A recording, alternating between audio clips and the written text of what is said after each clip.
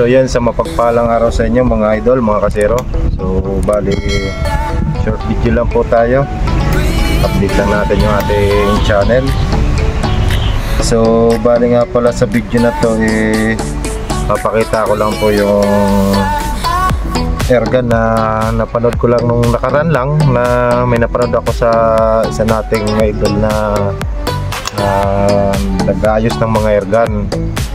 Nakita ko yung airgun sa kanya, yung vintage na yata, kasi parang wala namang ganito ng airgun na lumalabas ngayon.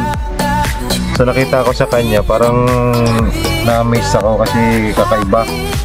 Tapos di ko sukat akalain na mahawakan ko sa personal.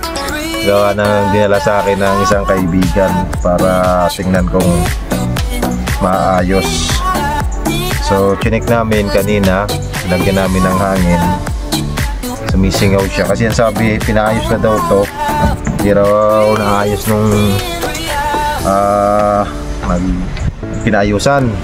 So hindi naman sa ano, kasi baka hindi naman alam nung nag-aayos kung paano ayusin.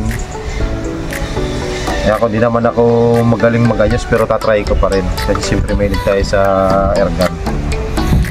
So ito yung airgun na napanood ko sa vlog nung sa nating ano, ka-airgunner.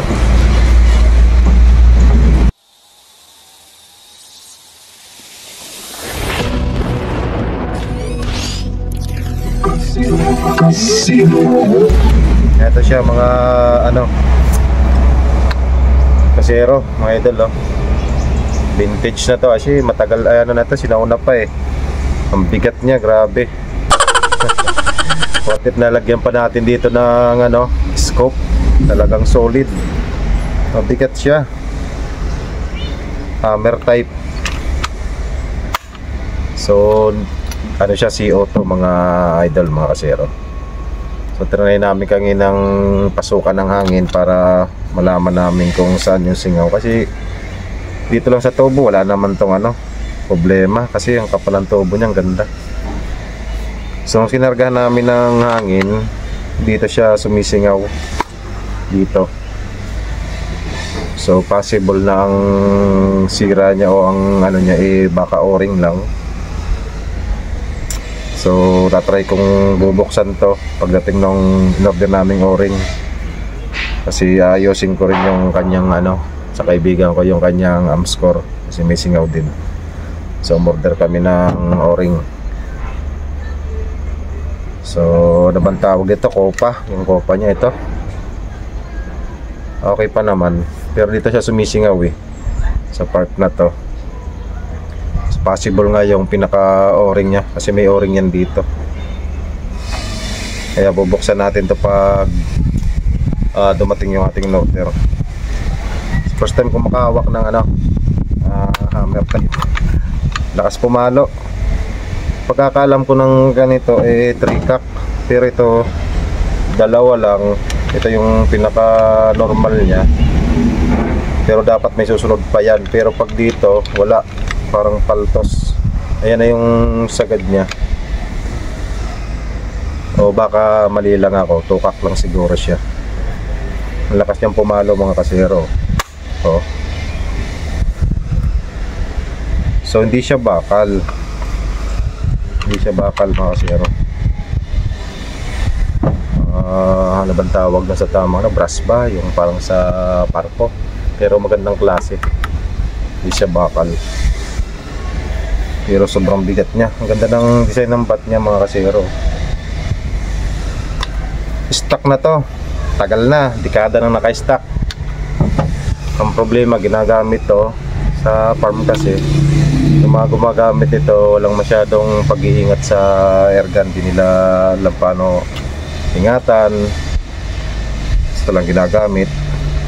Ito nga ano na yung ano, plastic na lang pero pwede pang ano to, palitan. Tsaka ito, as long na buo pa yung buong bat. Tsaka yung ito, lagyan lang kasi plastic lang to pwede namang alisin na yan o lagyan ulit ng bago, tapos sabay varnish, pakinis ulit.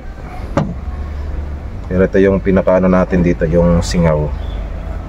Tapos ang sabi nung nagdala dito, kaibigan natin, ayun daw sa kwento ng mga tao dyan sa pinag-iwanan nito, pinagbabalahan daw to ng pako, nitres.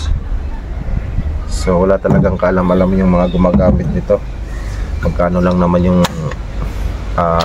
bala, pellets. Ba't mo babalaan ng pako? Hindi naman to dipolbora.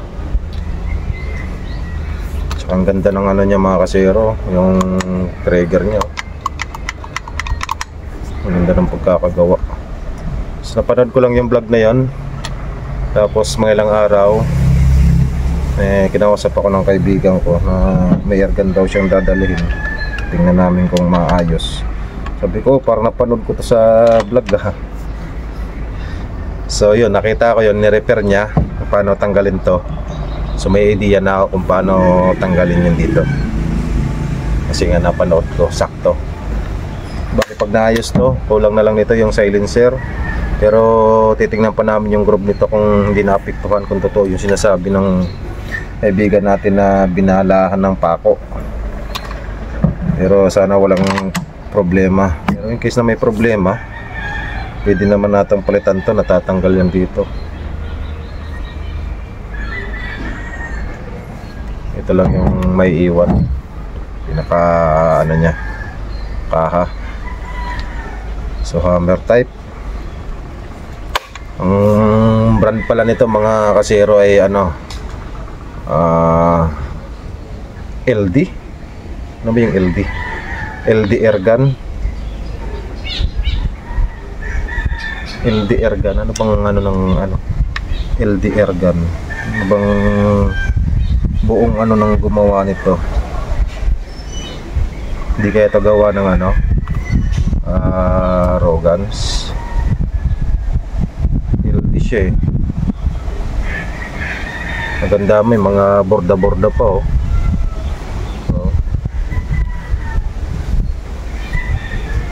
Ano kayang may gawa nito?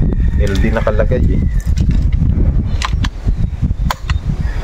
At sa design pa lang, vintage na eh. Pero sa tibay wala akong masabi. Kaya nga lang, yun lang, talagang mabigat. Pag nilagyan mo pa ito ng scope, sure ball, ngalay ang kamay mo. Kailangan pag pabaral ka rito, kailangan lagi nakapatong kasi mabigat siya. Kailangan may patungan. So yan mga kasero, LD airgun vintage ang ating bagong titignan. Sana maayos natin para matry natin paputukin at walang sira sa yung ganyan. So yun lang mga kasero, salamat sa panonood. So huwag niyo kalimutan sana mag-subscribe para naman yung ating subscriber. So yun lang mga kasero, God bless, ingat lagi.